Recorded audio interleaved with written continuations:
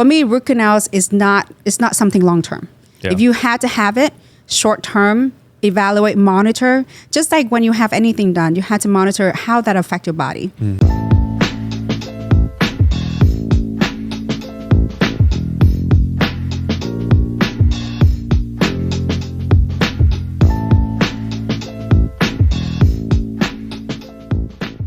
All right, welcome to the Alchemy podcast, episode number 28, with our special guest, none other than Dr. Katie Toe, here from Houston. Thank you for coming to the studio. You guys do not want to miss this episode because I'm going to tell you what we're going to cover. We're covering fluoride. This is all controversial stuff. Root canals, are they good? Are they bad? Should you stay away? The oral microbiome, not a lot of people talk about that. We're going to talk about the importance. Cavitations. We're going to talk about wisdom teeth. Fillings, mercury, amalgam, all these toxic substances. Are they toxic? I don't know. We're going to get into it. And ozone. What else? And some more, but you're not going to want to miss this because we're going to get deep into it. Yep. So, Dr. Katie, let me introduce you. So, for those of you who don't know, although I think most of you know, Dr. Toe is a pioneer and leading biological dentist. She's been pioneering in that space before I even know what a biological dentist is. So you've been doing it for a while now. Yeah. I am interested to hear how you got into it. I know that if you went to a school like I did, this wasn't taught in school. So this definitely had to be continuing education, but more importantly, some outside of the box thinking. And knowing you, I know that it's a lot of that. Yeah. So tell the audience about your journey and yourself before we get into these very controversial topics that you don't want to miss. I love that introduction. Thank you. And yes, people are going to have to stay for the entire episode because we're going to go in deep and why on this topic. So I'm Dr. Katie Toe, like Dr. Alfie introduced, and it's a huge honor to be here because I know you're super busy. Same here, to coordinate our schedule. Yeah. It's like a miracle. It is a miracle that we did it. But the stars align. The star align. That's why I'm like, yes, so fast. I'm like, that's the only day I'm in town. I'll be out of the country, next week. So everybody have a story. Yes. No one wake up one day and say, I'm going to practice like this, because that's not how we would train. Correct. So 2018, I remember vividly that day, woke up and my whole face was swollen. I have like rash everywhere. I thought, what did I eat? What happened? And through just a huge, go back and forth between my doctors and blood tests and all this scanning and all that. And they said, nothing wrong with you. I'm like, no, I know something is wrong. And with functional Dr. James Ruan help, mercury, heavy metal toxicity. And the first time I heard that, I'm like, what? I never heard of that. So this is a personal thing. Yes, it's a personal thing. And so I was basically given two choices. You either quit dentistry because it's making you so sick, or you're going to have to choose to practice differently.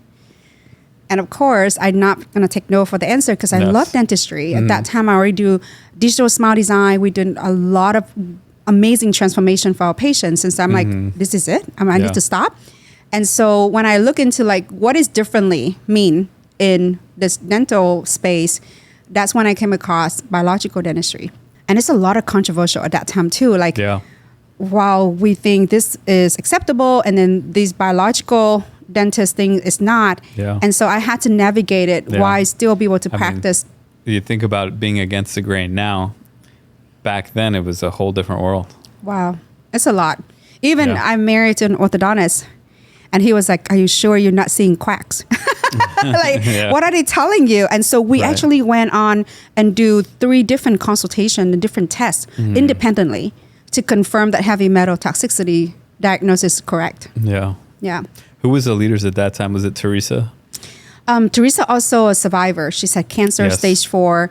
But my number one mentor is Dr. Dawn Ewing. She's PhD in naturopath and homeopathic, double actually. And she's the one that look at all my blood work and say, yep, that is it. And so all the testing support that. And she also mentored me how to practice in this space and implement things, not all at once, right? Because you have to get your team on board. And you also have to explain to the patient that you didn't do that before, now you're doing this. Why? So it takes time, but when your team witness what happened to you at that point, they were like, oh yeah, we had to practice differently. And so those team members still with me today. That's when the journey started, 2018. Yeah, 2018. Yes. And you said you were already doing digital smile design at that time? Yeah, we did digital smile design starting in our practice February 2017. It's amazing. So you were really one of the first to do it. Before the planning center was able to help us. Talk about a pioneer. I mean, in all aspects of care. And I can't wait, once we get deeper into this, to hear about what you're doing now and what the next 5 years look like. So exciting. That's really amazing. Thank you. So this was definitely a personal journey for you, forced to get away from amalgams and mercury fillings and go totally biologic. And then probably the way you see patients' experience is completely different. Oh yeah, crazy story. Yes, because if someone told me that story before 2018, I would look at them like, are you serious right now? But now I witnessed that story in my chair. Patient come back and tell me things that are like, wow, really? You witnessed those miracles in your practice and your team witnessed it. They no longer someone else's story. It's your story. Right. Yeah. It's this transformation that we witnessed. Yeah. So are you doing allergy testing routinely? So I have to say everything that we, when we see our patients and we call prescribe, the patient have a decision to make. Yes. Just that when you see consultation and you said, yeah, you definitely benefit from the jaw surgery, but it's their decision to go forward with that. So for us, every time we review the medical history, we said, yes, we would love to know what's compatible and what's not. And you're going to get the test done. Yeah. So there's multiple ways you can test for a patient. It could be a blood serum. It could be a muscle testing that they can be done a third party, like a chiropractor or a health professional that they work with.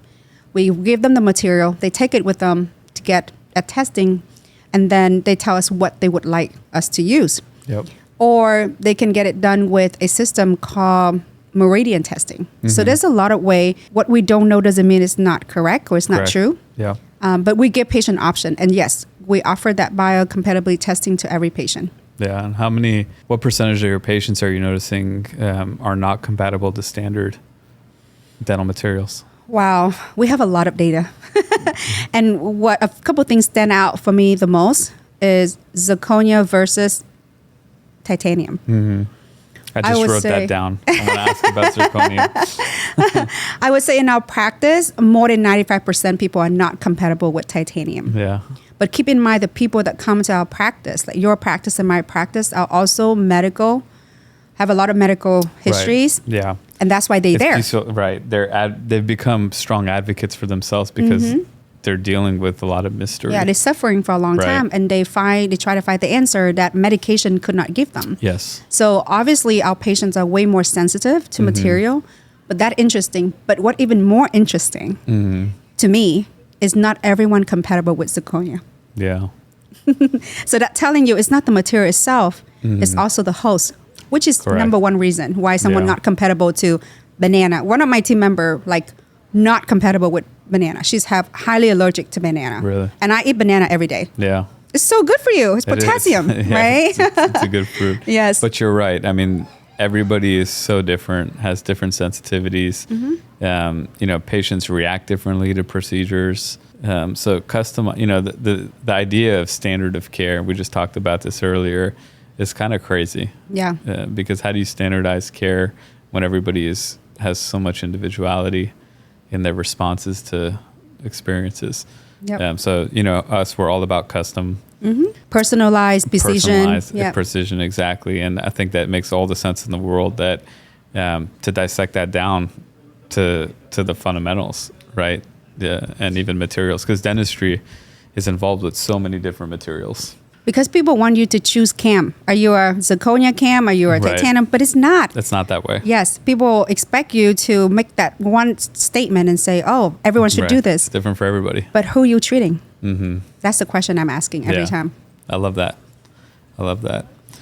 So not only are we testing compatibility for materials, but I see a lot of your patients that are testing for their oral flora. Yes. So that's bacteria in the mouth. Yeah, microbiome. Yes. Tell me about that. Yes. Our protocol, every single patient that in our practice, as a new patients or come in for a wellness check, right? Come in for routine hygiene care, they have 2 microbiome check. One is called the screening tool with the phase contrast microscope. So we take a sample of their saliva, usually in the 4 corner of their mouth where it's hard to access and get a good job at brushing. We get that sample underneath the gum, but it's not bloody, it's not plaque. It's the fluid, it's the saliva, and we put on the microscope. And I remember everybody have done microbiology or some sort of lab where you put it on the slide, we put the slide cover on, and you put it underneath the microscope and you start seeing things so much bigger. And that's what we're trying to look for is what kind of pathogens they have in their mouth. Are they high-risk pathogen, which is like spirochete, associated with, dementia, Alzheimer? Do they have any amoebas or parasite? Right. So that screening tool for us is like, you take blood pressure on every patient. We want to see what is the status of your microbiome right now at this moment, and what does your immune system look like? Yes. If you have a bunch of white blood cells, you are recovering from something, you're fighting something. So that screening tool on every single body walking to the office. Yeah. The second microbiome test, we call the diagnostic test. This is a saliva test. We work with a company called Oral DNA. Yeah. We've been working with them for 10 years now. And they basically collect 1 ml of saliva and then send it to the pathology lab in Minneapolis, and they can tell us the quantity, the number, and the name of the pathogens in the saliva. Usually it's an orange complex and a red complex. And then from there, we can have the baseline, and then our treatment can show the patients how successful the home care and the treatment in the office combine. Because without the baseline, you don't know if it's effective. You don't know if the patient getting better or get worse. Right. So microbiome is everything. I actually have patients that we pause their surgery, the implant placement or their gum surgery because we found spirochete in their saliva when they come in for the routine checkup. Yeah. So then you're treating those with antimicrobials? We know how we've been overused antibiotic. And so there's a lot of tool these days that they can use, such as ozone, such as laser. That's on my list too. On your list we're too. knocking down the list here. And so in office, we be able to implement those tools for the patient and actually demonstrate them on the spot. We take a slide at beginning of the appointment. And then after we're using the ozone and laser, we take another slide, the same area, put it on the microscope. And they're like, wow, it's gone. Now, that our part. The patient who is the partner on their wellness journey have to do their part. They have to go home, continue home care. They have to work on their sleep. They have to work on their nutrition and hydration to make sure their immune system and their body can maintain that microbiome and not go back to the dysbiosis, right? Where they came in and everything would just overgrow everywhere. Yeah. Do you see a difference in the oral microbiome or patterns between mouth breathers and nasal breathers? 100%. 100%. Not only that, we test every patient for nitric oxide level. And the people How do you do that? The testing strip. Yeah, Dr. Nathan Bryan. Yep, you're familiar with Nathan and one of Chang's friends. Yes, I love Houston. Yes, brilliant minds here, right? Come out of Houston, and he have the testing strip. He also having the nitric oxide supplement that we actually see the changes. If patient come in with high blood pressure because anxiety or traffic, we give them 1 tablet under the tongue, let it melt, and then we take the blood pressure and it's decreased. Yeah. Also, we know the patient that don't have enough nitric oxide have higher blood pressure. And because they're not getting it through their nose naturally, because they breathe through their supplements. Mouth. Yeah. Pretty amazing. So for dentists, recent dental grads or dentists that are interested in this, where do you learn biological dentistry? There's many organizations. I'm not biased here, but I'm a vice president of the IABDM, that stands for International Academy of Biological Medicines and Dentistry. And we teaching the knowledge of the what and the how. How do you implement this? What is it that us as a dentist working with medical professional need to be aware of. So yes, go check out iabdm.org. We have certifications for certified biological dentists. You can get your team also trained. You have certified dental assistant and certified biological hygienist. So and this is a rapidly growing group. And younger too, which is amazing because the younger generations are so understand how important that is, the health and wellness. How did the dental schools and the ADA receive you guys? Great news. I'm speaking to ADA. Oh, good. And they are very supportive with wellness. They want to know more about the medical dental collaboration that we do. Right. And they know that's what patients are asking for. They create different codes now for, replacement of fluoride. Instead of fluoride, can you get hydroxyapatite varnish instead? Yep. So they are listening. I know the change is not fast enough sometimes. Yeah. But at the same time, there's a difference. Yes. And I think you're absolutely right. I think one of the biggest differences is, one, because of social media, and you and I are partly responsible for this. We are responsible, yes.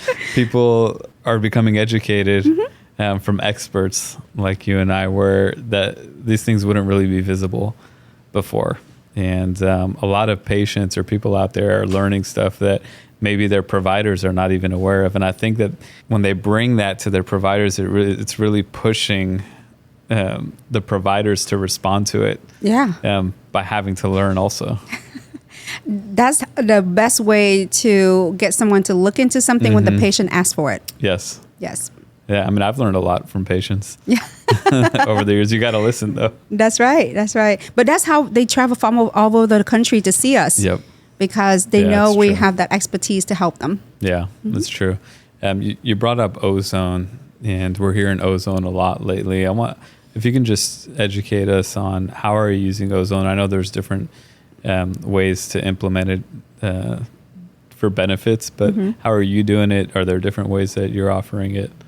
Yes, first and foremost, I can practice without ozone in my dental practice. And I stress the dental practice because we are dentists. We're not going to use ozone for any other part of the body but the mouth.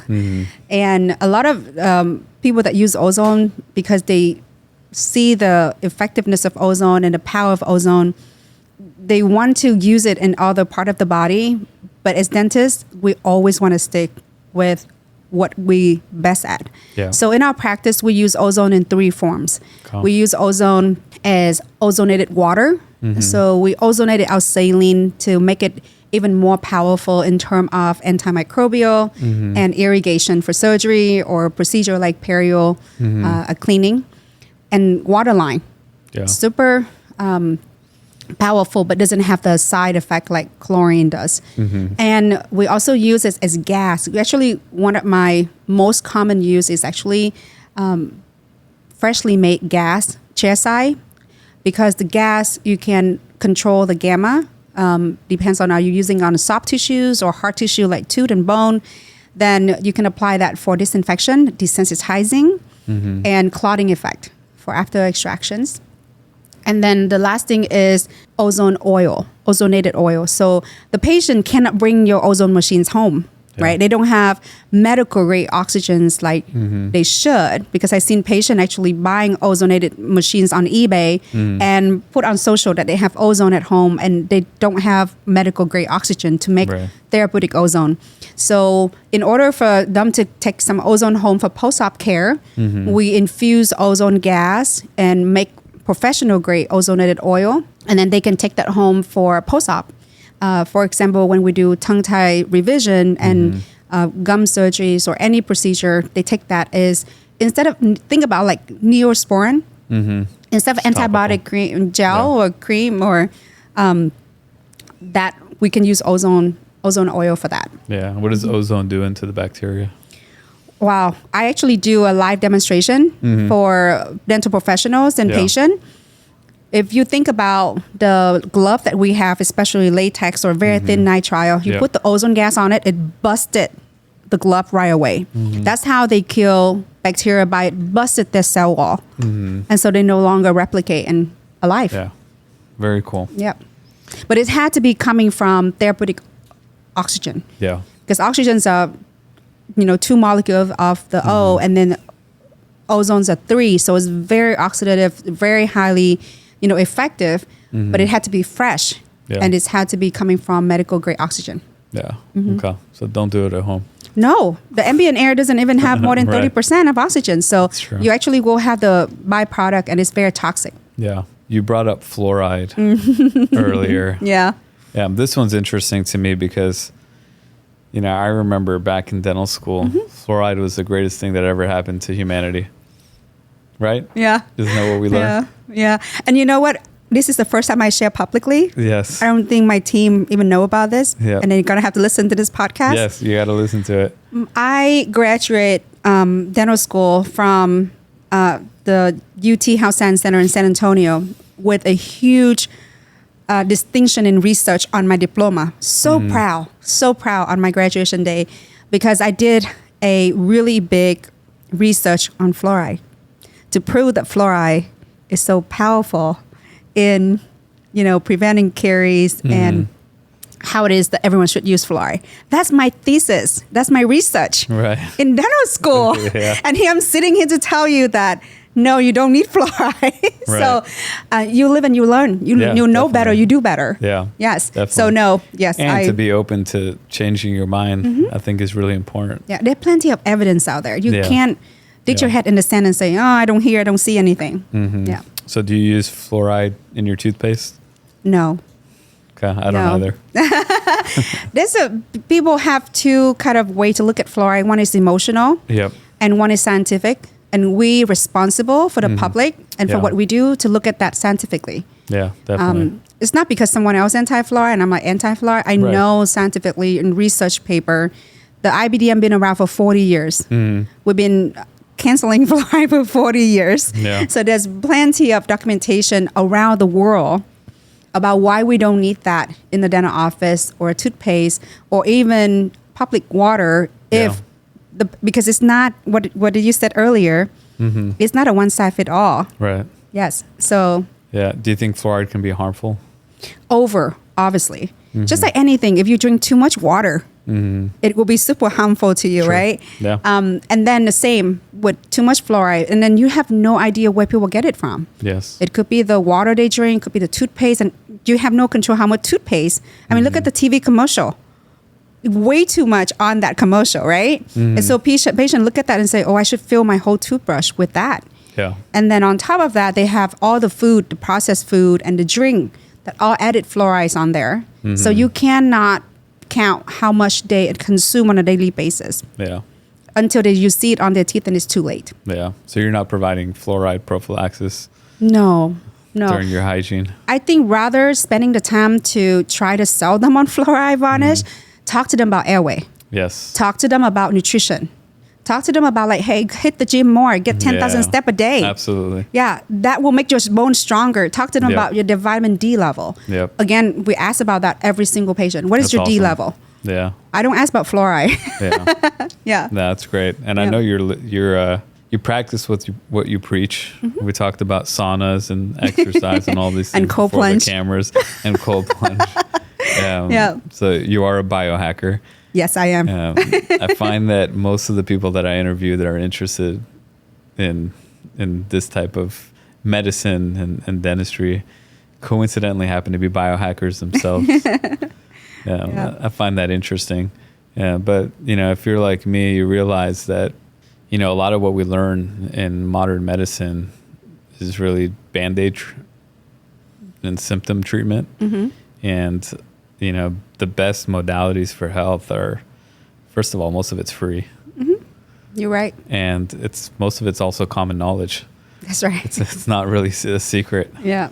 Right? Get some sunshine, grounding, ground on earth, exercise. Move your body. Yeah. Have differences in temperature so that your arteries and vessels exercise also. Eat less processed food. Eat less eat raw food. It's not, it's very common sense stuff. And breathe. Through your nose. Through your nose. Yeah. And those things alone can make somebody a lot healthier. Oh yeah, for sure. Right? Yeah. But everyone looking for that quick fix, that one pill, magical pill. That's true. Yeah. Yeah, that's true. Actually, a friend of mine texted me today, what do you think about Ozempic? Would you take something like that? And I said, no, I would not, because I don't know the long-term efficacy and side effect profile of it. But I do know that exercise, breathing, groundwork, eating well, not only makes you feel good, but it can have those desired effects too. So that's right. And long-lasting, right? Long-lasting. So that would be my recommendation. Yes. Versus a pill. Thank you for saying that on the public, space like this, because people thinking like, oh my God. I mean, actually, I see dentists telling each other to take Ozempic.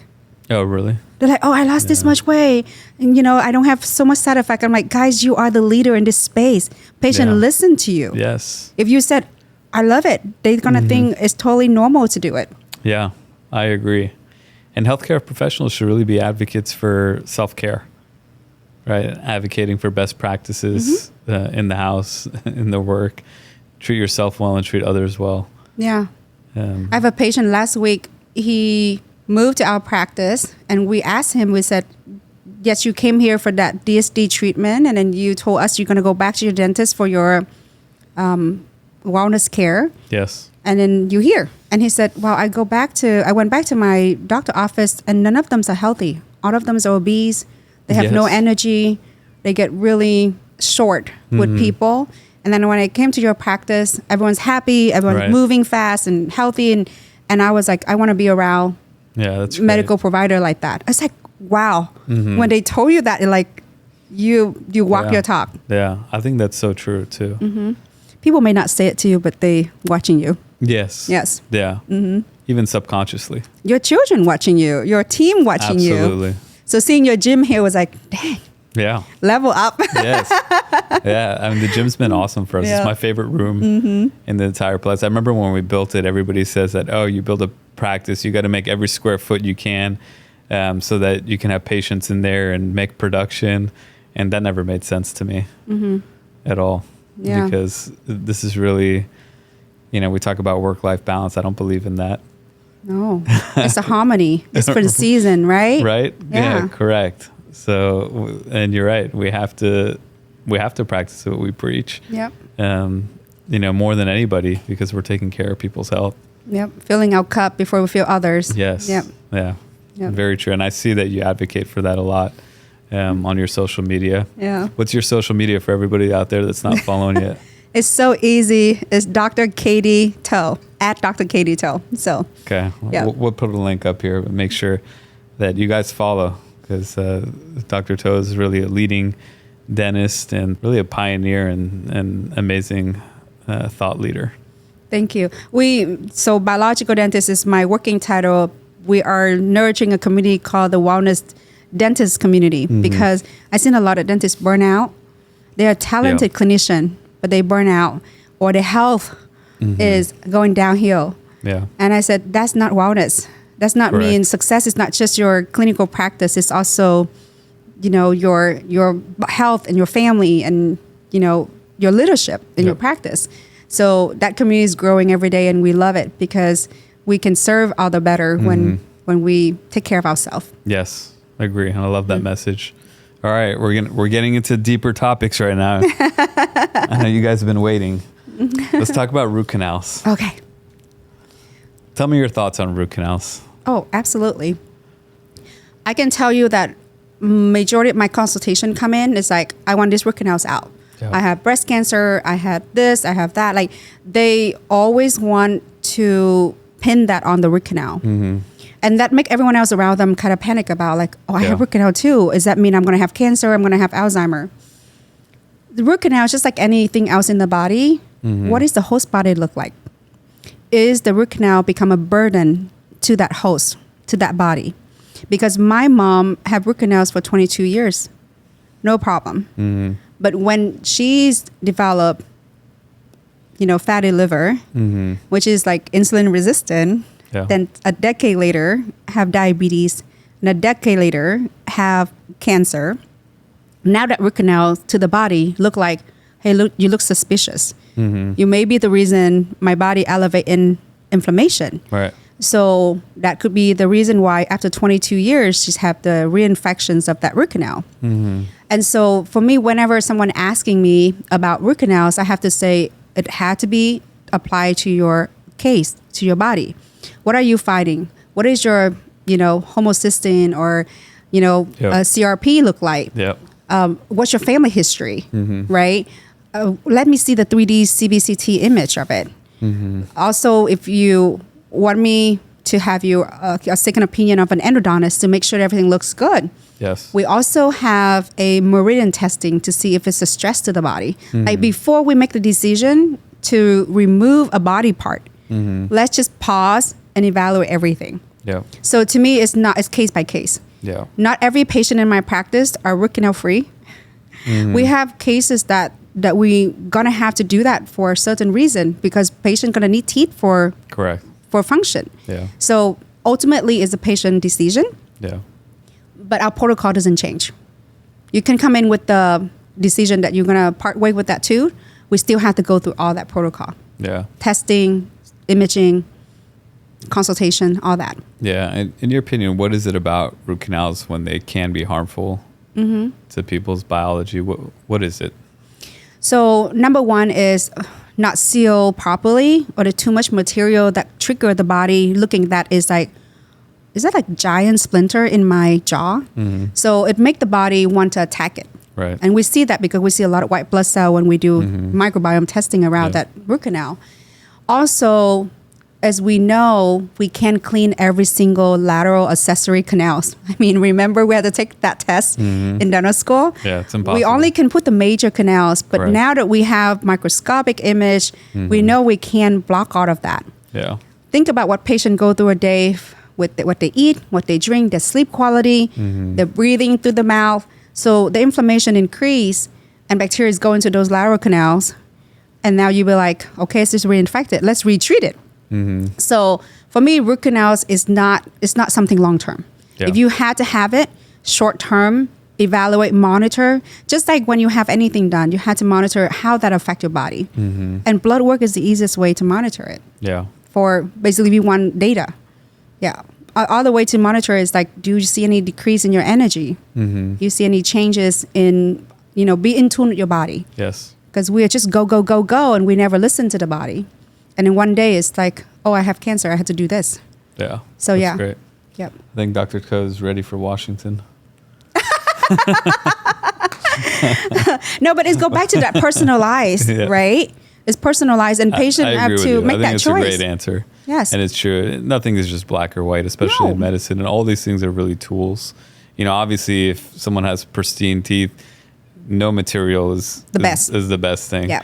But the reality is that as dentists, as physicians, we deal with pathologies and infectious problems, and we have to have solutions for them.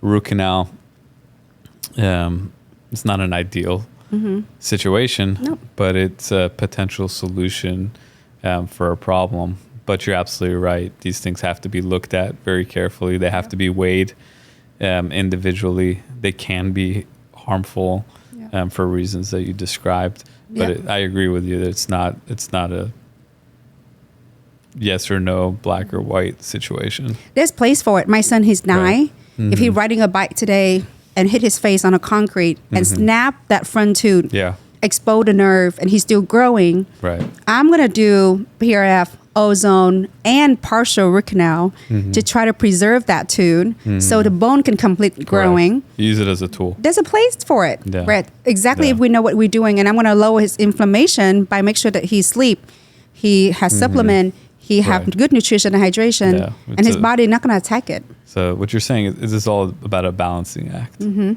Yeah, I like it. I love the way you think. This is great. Wisdom teeth. You talked about meridians. So, educate me on meridians and wisdom teeth and premolars and and all these things. I know people want to hear about extractions. I love this. So we do acupuncture is one of the, I would say, therapy now is in the country. Yeah. I think in 1950 or 60, if you talk acupuncture, people are like, where are you from? Like, it's not very familiar. But these days, a lot of Americans are very familiar with acupuncture. Yeah. And acupuncture is using meridian point to provide a therapy. So I have a lot in beginning of my journey practicing biological dentistry. I have a lot of referral from acupuncturists. They're like, can you please take a look at this tooth?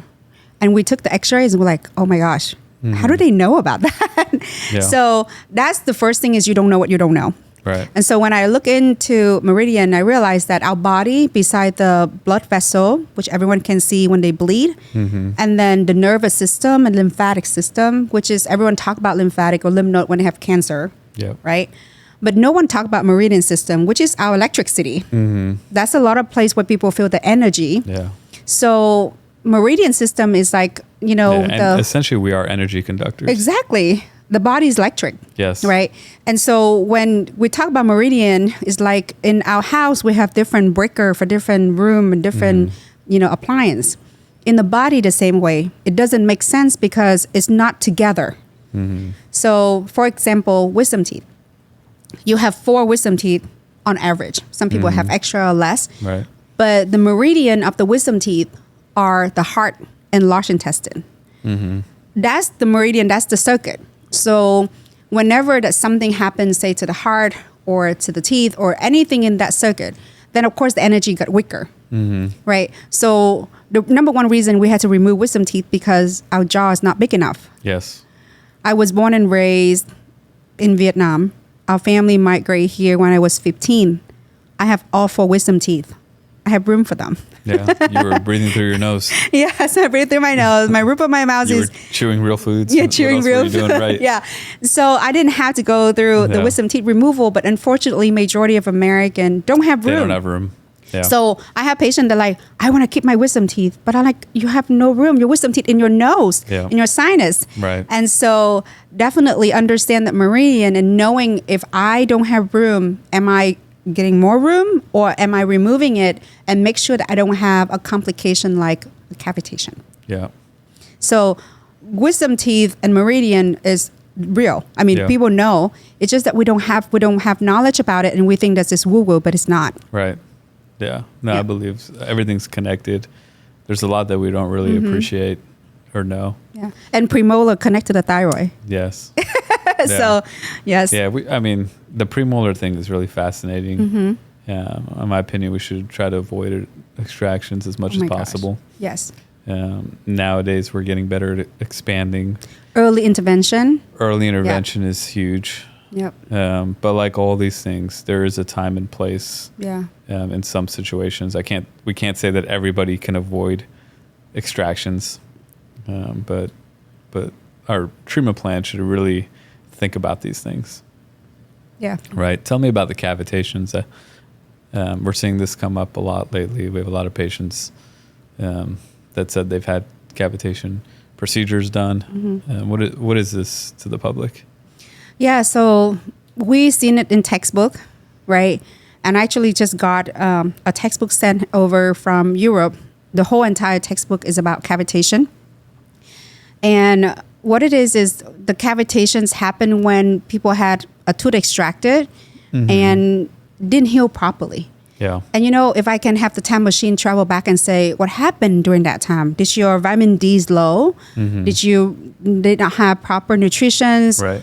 And that's why bone didn't fill in. Right. So instead of bone filling in that socket of the wisdom tooth or the teeth that was removed, but it's instead of like fat cell, granulation tissues, things that actually harbor parasite, heavy metal, toxicity from the body. Because we know now that our fat cell, harbor it and store it. And so those are the area where the gum finally closed and there's a thin bone layer on top, but in the center of the jawbone is still not filled with bone. It's filled with, fat cell. And so when people look at the CBCT, we see like negative, Houfield unit, but we don't know what it is. We're like, oh, maybe it's anatomy. But now that we know, if we go in with bone biopsy, so in our practice, we call that bone biopsy. We don't call cavitation surgery because we don't know what it is. Right. So we go in, open the area, take the sample, send it out for pathology testing. And then while we in there, we clean everything out until we get clean border, clean bone. We use ozone gas, ozonated water. We use laser. And then we use a PRF to fill up the space that we clean out, and then close and suture and give patient red light, vitamin D, vitamin C, and all the instruction how to take care of themselves to heal. And we noticed that people start seeing all kind of transformation in their health. Yeah.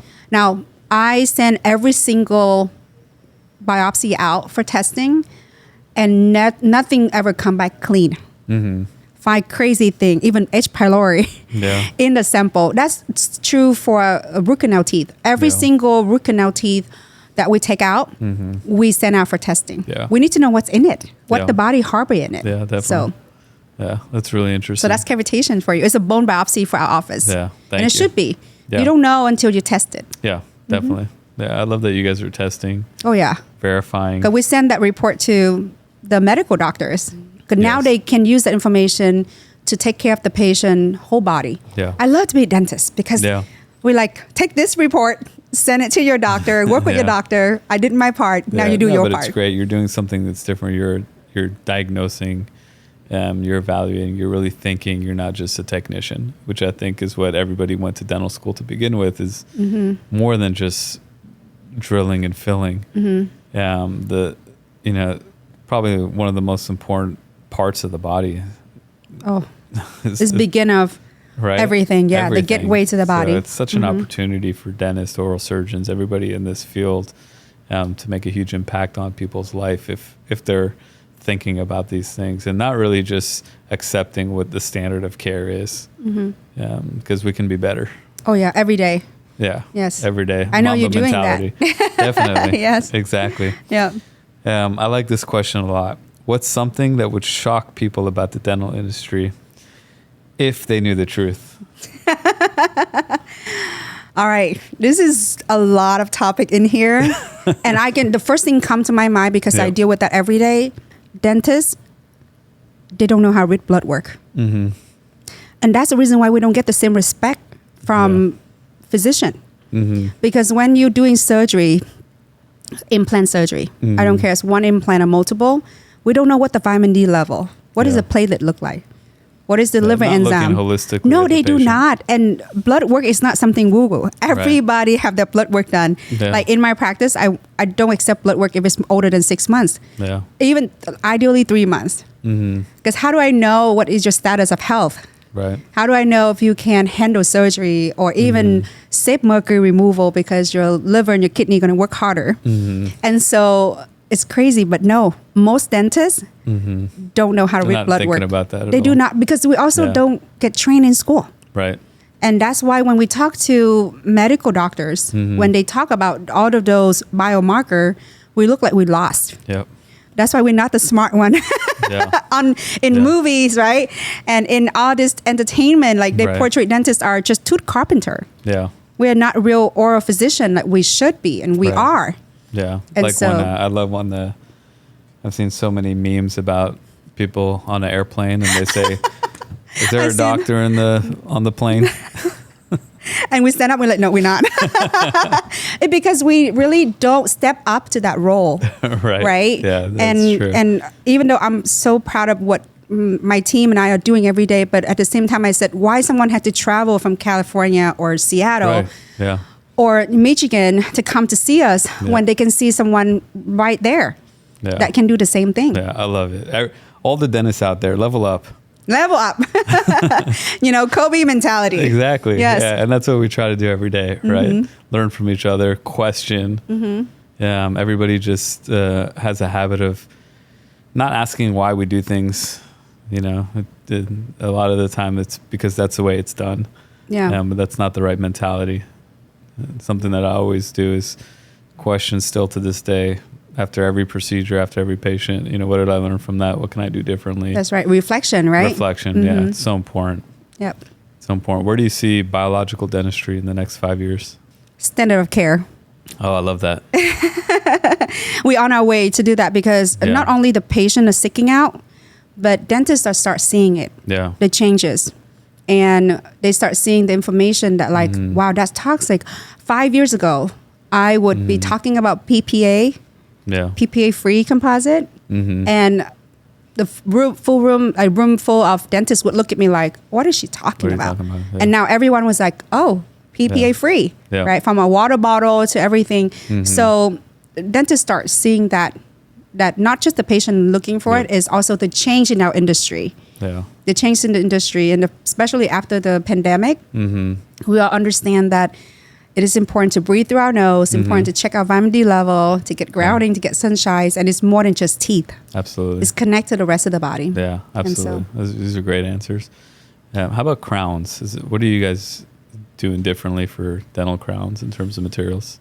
You know, I've seen recently there's a social media account with the anti-crown, and I said again, I haven't seen that one. No. You can't diagnose or say something like that to the public as a medical professional or dental professional, because it's irresponsible. Right. Because some patient will have to get crown done. Definitely. Especially if they already have a crown. Again, what are you going to do? Yeah, again, it's a tool. It's a solution. Yes. You have to chew. They have to eat. So with crown, first and foremost, we want to see if we can restore that tooth biomedically, which is mimic nature.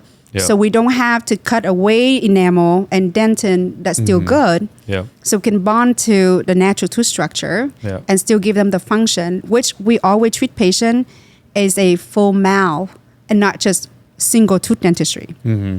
Then if that's something that the tooth cannot handle because there's internal crack, there's horizontal crack, or if we don't do anything, they're going to lose a tooth, then the crown come in place. It's going to have to be ceramic crown. Yep. No metal, no gold, because people say gold crown, but it's not really 100% gold. It's too soft to chew. So they had to mix in a lot of those non-noble metal. So always ceramic, always in the most conservative to preserve tooth structure, and work as a whole, I would say whole mouth versus just single tooth. Because a lot of time patient was that, oh, my tooth keep fracturing. The crown keep coming off. And you look at the whole mouth, you said, you don't have any vertical dimension. You lost a lot of vertical dimension. No wonder your crown didn't stay on. There's no retention there. Right. And you have sleep apnea, so bruxisms and all this, right? So look at the big pictures and the whole body. Zoom out. I always say zoom out. Versus just fixing the one tooth. Correct. And going crazy. Yeah. That it didn't work. Yeah. Yeah. I have this one's interesting to me. When I was in dental school, I did a 3-week externship in Bangkok, Thailand, in Mahidol University. Wow. It was fun. But we spent some time in the school, and we had a visiting lecturer from a dentist. He was from Japan. And he was very passionate. I'll never forget this lecture because it blew my mind just about questioning everything. And his take was that teeth can heal themselves.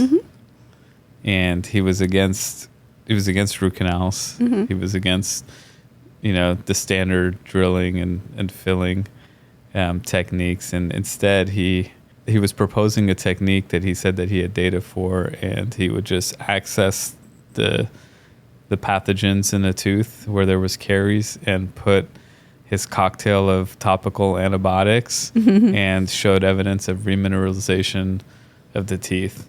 And I thought it was fascinating because it was something completely different than what I'd seen when I was in dental school. And to this day, I think about that lecture a lot. What do you think about that? Is there a better way for dentistry where we can remineralize pathogenic teeth? Or do you think we'll reach a time where we can treat teeth in this manner? I think in this lifetime, like my lifetime and your lifetime, which is great news for our kid, that we can actually, together with information from AIs and process, right? We actually can pretty much cure anything. The interesting part is after you curing that, can the body maintaining or handling it, or are we just going to eat junk food and do the same thing? Do the same thing. There. Exactly. Yeah. So I do believe that the future is really bright, especially for people that dealing with a lot of complications from genetic and things like that. They're going to receive the most benefit. Caries is not hard to cure. It's very individualized and personalized. And so you notice a lot of time sibling come in, one that brush and floss all the time have cavities, and the one that not pick up toothbrush that many times don't have cavity, but he breathed through his nose, and the other one breathed through the mouth. I was going to say he's a mouth breather. So yes, so we really treating the root cause. Yep. Cavity should not be the pandemic that we're dealing with it now. Definitely. Yeah. Yes. Definitely. And especially with technologies and AI, I think anything's possible in this lifetime. Yeah. Yes. I agree. All right. I mean, this was fascinating. If you guys want Dr. To back, comment below with more questions. And if we get enough, we'll bring her back, because I know there's so much more stuff to talk about. And we got to get this stuff mainstream. At least it's a discussion about this information, and really push all the doctors and dentists to level up. Yes. Right? Yes. All right. Dr. To, who is the greatest basketball player of all time? Kobe Bryant. Yes. 24. That's right. Yes. That's awesome. Thank you so much for coming. That was a lot of fun. You guys, make sure, if you like what you're hearing, subscribe, like, share, follow Dr. To. Spread the good word. We'll see you next time. Thank you.